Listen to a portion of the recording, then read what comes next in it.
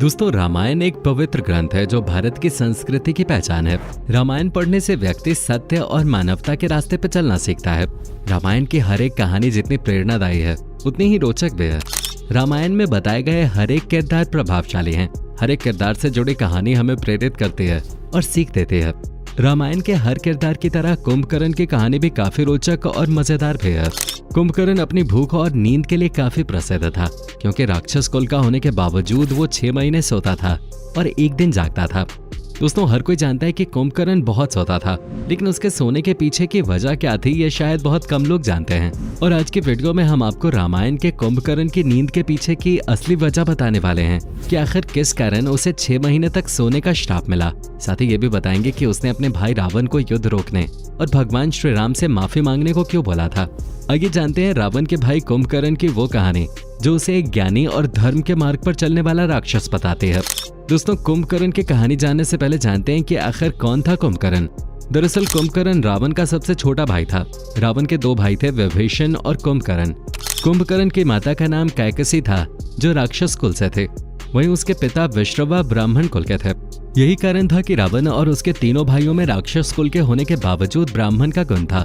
जैसा कि हम जानते हैं कि रावण राक्षस होने के साथ साथ बहुत बड़ा ज्ञानी और शिव भक्त भी था, लेकिन आपको बता दें कि कुंभकर्ण भी काफी ज्ञानी और बहादुर था। हालांकि इन दोनों भाइयों में राक्षस के भी गुण थे, क्योंकि ये दोनों अपनी माता के साथ काफी समय बिताया करते थे। लेकिन विभीषण अपने पिता के साथ ज्यादा समय बिताया करते थे, जिसके कारण उनमें राक्षस का गुण बिल्कुल भी नहीं था। यही कारण था कि वो भगवान राम के बहुत बड़े भक्त थे। दोस्तों, आइए अब हम आपको कुंभकर्ण को दिए गए श्राप की कहानी बताते हैं। दरअसल कुंभकर्ण बहुत ही विशालकाय शरीर वाला बुद्धिमान और ताकतवर राक्षस था। उसकी ताकत के सामने तो भगवान इंद्र भी डरते थे। कुंभकर्ण को हमेशा से ही खाने का बहुत शौक था। विशालकाय शरीर होने के कारण वो एक बार में हजारों लाखों लोगों का खाना खा जाता था। उसकी सेना और राज्य के दास खाना जुटाते जुटाते थक जाते थे, लेकिन कुंभकर्ण की भूख समाप्त नहीं होते थे। एक दिन कुंभकर्ण ने सोचा कि यदि भगवान ब्रह्मा की तपस्या करें और उनसे वरदान में स्वर्ग का सिंहासन मांग ले तो जीवन भर उसे पेट भर के खाना खाने को मिलेगा। ये सोचकर कुंभकर्ण और उसके दोनों भाई रावण और विभीषण ने भी उसके साथ तपस्या करना शुरू कर दिया। वो भगवान ब्रह्मा का नाम जपते हुए लंबे समय तक तपस्या करते रहे। इधर भगवान इंद्र को भी डर था कि कहीं भगवान ब्रह्मा इनसे प्रसन्न होकर वरदान मांगने को ना कहें, और यदि उन्होंने ऐसा किया तो निश्चित ही कुंभकर्ण स्वर्ग का सिंहासन मांग लेगा। ये डर उन्हें सता रहा था और यही चिंता लेकर भगवान इंद्र माँ सरस्वती के पास जाते हैं और अपनी सारी चिंता उन्हें बताते हैं, जिसके बाद माता उनकी मदद का आश्वासन देती हैं। उधर भगवान ब्रह्मा कुंभकर्ण की तपस्या से प्रसन्न हो चुके थे और फिर वो उन तीनों को दर्शन देते हैं।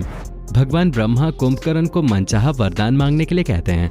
कुंभकर्ण वरदान के रूप में इंद्रासन मांगने वाला होता ही है कि माँ सरस्वती उसके जिह्वा यानी जीभ पर विराजमान होकर इंद्रासन के बजाय निंद्रासन बुलवा देते हैं।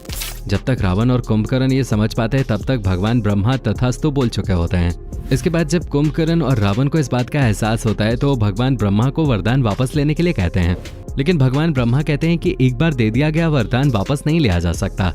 इधर कुंभकर्ण को भी अपनी गलती का एहसास हो जाता है। वो भगवान ब्रह्मा के सामने रोने गिड़गिड़ाने लगता है। तब भगवान ब्रह्मा कहते हैं कि मैं वरदान तो वापस नहीं ले सकता, लेकिन इस वरदान के प्रभाव को कम जरूर कर सकता हूँ। हमेशा निद्रा में रहने के बजाय अब तुम 6 महीने जागोगे और 6 महीने निद्रा में रहोगे। जिसके बाद से कुंभकर्ण 6 महीने तक नींद में रहता था और 6 महीने जागने के दौरान पेट भर के खाना खाता था। लेकिन इस 6 महीने के दौरान वो इतना खाना खा जाता था कि पूरी लंका में खाने की कमी हो जाते थे और खाना न मिलने की सूरत में वो और गुस्से में आ जाता था, जिसके बाद वो अपने सामने आने वाली हर चीज को खाना शुरू कर देता था। रावण भी इस बात से बहुत परेशान था और उससे अपने भाई की यह हालत देखी नहीं जा रही थी। जिसके बाद रावण एक बार फिर से ब्रह्मा जी की तपस्या करता है और जब प्रसन्न होकर ब्रह्मा जी उसके सामने आते हैं तो रावण ब्रह्मा जी से कुंभकर्ण के 6 महीने जागने के वरदान को बदलने के लिए कहता है। जिसके बाद ब्रह्मा जी वरदान को बदल देते हैं और इस बार कुंभकर्ण को लगातार 6 महीने तक सोते रहने वो केवल एक दिन जागने का वरदान दे देते हैं, जिससे कुंभकर्ण का सारा जीवन सोते हुए ही बीता। 6 माह तक निरंतर सोने के बाद वो केवल एक दिन के लिए जागता था और उस दिन बहुत सारा भोजन खाता, मदिरा पीता, नृत्य देखता और फिर से सो जाता। खैर दोस्तों, जैसा कि हम जानते हैं कि कुंभकर्ण का जिक्र रामायण में तब होता है जब माता सीता के अपहरण कर लेने के बाद भगवान राम और उनकी वानर सेना के साथ रावण का युद्ध होता है। रावण की विशाल सेना जब भगवान राम की सेना के सामने हारने लगती है तब अंत में रावण अपने भाई कुंभकर्ण की मदद लेने की सोचता है, लेकिन उस समय कुंभकर्ण अपनी निद्रावस्था में होता है और इतने विशालकाय भाई को गहरी नींद से उठाना बहुत ही कठिन काम था। फिर भी उसने अपनी लगभग आधी सेना को कुंभकर्ण को उठाने के लिए भेजा। इधर रावण की लाखों की तादाद में सेना भाला, तलवार और सीढ़ी लेकर कुंभकर्ण को जगाने चल पड़ती है। उधर कुंभकर्ण गहरी नींद में सोया हुआ था। सभी सेना उसे जगाने की बहुत कोशिश करते हैं। कुछ लोग सीढ़ी के जरिए उसके पेट पर चढ़ के उछल उछल कर उसे जगाने की कोशिश करते हैं, तो कोई नीचे उसके शरीर पर भाले का वार करके उसे उठाने की कोशिश करते हैं। लाख कोशिश करने के बाद भी जब कुंभकर्ण नहीं उठता, तब सेनाओं के मन में ख्याल आता है क्यों न इसे स्वादिष्ट भोजन परोसा जाए, क्योंकि कुंभकर्ण खाने का बहुत शौकीन था और शायद वो भोजन की सुगंध से उठ जाए। दोस्तों, ठीक यही हुआ। सभी सेनाओं ने विशाल मात्रा में विभिन्न प्रकार के स्वादिष्ट भोजन को जुटाया और भोजन की स्वादिष्ट सुगंध जब कुंभकर्ण की नाक में गई तो वो अपने आप उठ गया। जिसके बाद उसने भरपेट खाना खाया और खाना खाने के बाद वो सीधा अपने भाई रावण के पास गया। जब कुंभकर्ण रावण से मिला तो उसे रावण के द्वारा पूरी घटना का ज्ञान हुआ।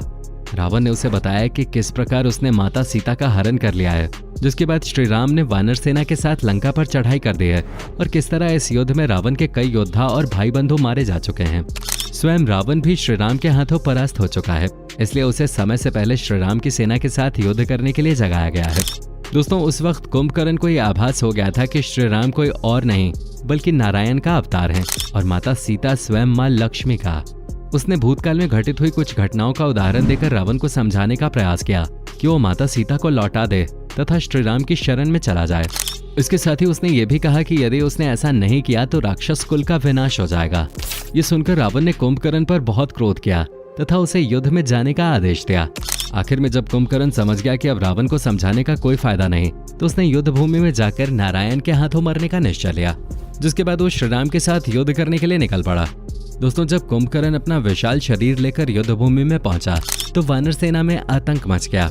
ये देखकर कुंभकर्ण का छोटा भाई विभीषण उससे वार्तालाप करने आया। उसने कुंभकर्ण को श्री राम की सेना के साथ मिलकर धर्म का साथ देने को कहा, लेकिन तब कुंभकर्ण ने अपना धर्म अपने भाई व लंका के राजा के लिए लड़ना बताया। उसने विभीषण को भी गलत नहीं कहा और उससे कहा कि वो अपने धर्म का पालन करे और उसे अपने धर्म का पालन करने दे। जिसके बाद वो युद्ध करने के लिए आगे बढ़ा। कुछ ही देर में कुंभकर्ण ने युद्ध के मैदान में भीषण तबाही मचा दी। वो वानरों को अपने पैरों तले कुचलता हुआ आगे बढ़ रहा था और उन्हें चबाकर खा रहा था। इसी बीच में उसका हनुमान, लक्ष्मण, अंगद आदि से भी युद्ध हुआ, लेकिन उस वक्त ये सभी उसको रोक पाने में नाकामयाब रहे। जब वानर नरेश महाराज सुग्रीव उससे युद्ध करने आए तो वो बहुत प्रसन्न हो गया। उसकी योजना थी कि यदि वो सुग्रीव को ही बंदी बनाकर रावण के सामने ले जाएगा तो उससे वानर सेना का साहस टूट जाएगा। वो अपने राजा को बंदी बना देखकर वो निराश हो जाएंगे। उसने ठीक ऐसा ही किया और जब वो सुग्रीव को बंदी बनाकर रावण के महल की ओर ले जाने लगा तो पीछे से स्वयं श्री राम ने उसे चुनौती दी। कुंभकर्ण को पता चल गया था कि उसके सामने स्वयं नारायण आ चुके हैं। अब उसका अंत निश्चित है, लेकिन नारायण के हाथों मृत्यु होने से वो बेफिक्र था। उसने श्री राम के साथ भीषण युद्ध किया तथा अंत में भगवान श्री राम ने इंद्रास्त्र चलाकर कुंभकर्ण की दोनों भुजाएं काट दी। उसके बाद प्रभु श्री राम ने ब्रह्मदंड चलाया, जिससे कुंभकर्ण का सिर कटकर समुद्र में जा गिरा और अंत में प्रभु श्री राम ने कुंभकर्ण के पेट को काटकर अलग कर दिया और इस तरह कुंभकर्ण का वध हो गया। दोस्तों, जब कुंभकर्ण के वध किए जाने की खबर रावण को पहुंची तो रावण फूट फूट कर रोने लगा और मन ही मन सोचने लगा कि ऐसा कैसे हो सकता है। कुंभकर्ण, जिससे भगवान इंद्रराज भी डरते थे, आखिर उसको एक आम इंसान ने कैसे मार दिया। लेकिन तभी उसको कुंभकर्ण की कही हुई बात याद आई कि श्री राम एक आम इंसान नहीं बल्कि भगवान नारायण का अवतार है। तब जाकर उसे अपने किए पर पछतावा हुआ कि उसने कुंभकर्ण की कही हुई बात आखिर क्यों नहीं मान ली। तो दोस्तों, ये थी कहानी रावण के भाई कुंभकर्ण के, जो राक्षस कुल से होने के बावजूद धर्म पर विश्वास रखता था। उम्मीद करते हैं कुंभकर्ण पर हमारी आज की ये पेशकश आपको पसंद आई होगी।